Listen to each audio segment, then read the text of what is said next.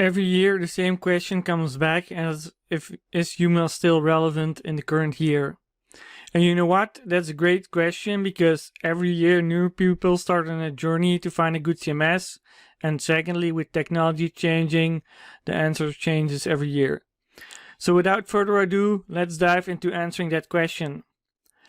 There are people who would be insulted that you even asked and who would answer you with a resounding yes, but our answer is a bit more nuanced.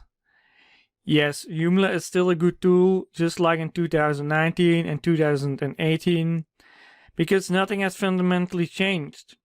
And even if Joomla 4 will be launched somewhere in 2020, it will still be mostly the same CMS. You'd have to be knees deep in Joomla to notice the changes that are made over time. Joomla is still a good CMS that shines in the systems for menu management, user management, and model management. It is still a CMS with a decent ecosystem of plugins and templates, and as far as security goes, it is one of the most secure products out there. As far as CMSs go, this is a good bet if you want to make a website with a lot of functionality, but there's also downsides. Tied to this is that you can't expect any grand innovations anytime soon. Joomla's editing experience is still the same. It has been quite a few years now, and if you're not installing YCE or Joomla Content Editor, you'll have tons of fun with the Media Manager, and we mean that sarcastically. The features that have been added recently seem to target no one in particular, and the flip side of Joomla's stability is that OSM's ever-expanding grip. I may have to explain that if you're new to Joomla. OSM is like the organization that was supposed to hold Joomla's trademark and branding, but they have now expanded to adding more and more teams to get more and more control over the project. And this has led to the fact that Joomla has become a product that is being managed by a very enterprise-like structure where the numbers of team leaders, board members, and people with titles far outweigh the number of people who actually contribute to the core product. Now, of course, some people may say, yes, but those other people are contributing too. But in my opinion, if you're not contributing to pushing the product forward, I'm not sure what you're doing or why you need that fancy job title. And for every person like George Wilson, if you don't know who that is the lead developer of Joomla 4, there are at least one or two people who can block progress at any given time.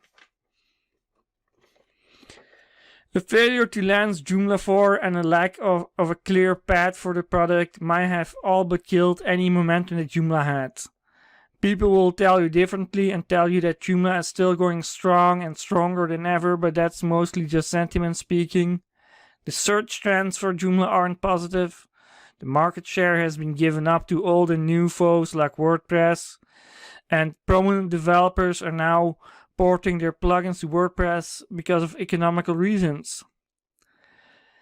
If you're worried about long-term prospects for Joomla, you can be assured Joomla will probably be pretty much the same CMS in 2021, 2022, and 2023. So if you are looking for a safe, stable CMS which even offers you the very enterprisey option, which I joke a lot about, that you can certify it, then Joomla is definitely still a good choice for a CMS in 2020. Don't get me wrong, it's still a quality product and it will rarely disappoint. Just don't expect to be blown away by a new feature in the next 2 years. And if you're someone who says, look, I just want to have something stable and all the politics you're talking about don't interest me, then by all means, install Joomla. It's still a good product. Just be aware that on the innovation side, there isn't much to be expected in this year or the next 2 years. Hopefully this honest answer your question, and if you have more specific questions or you want to yell at us, the comments are open and the subscribe button is asking to be clicked. We'll see you soon at the next video. Thank you for watching.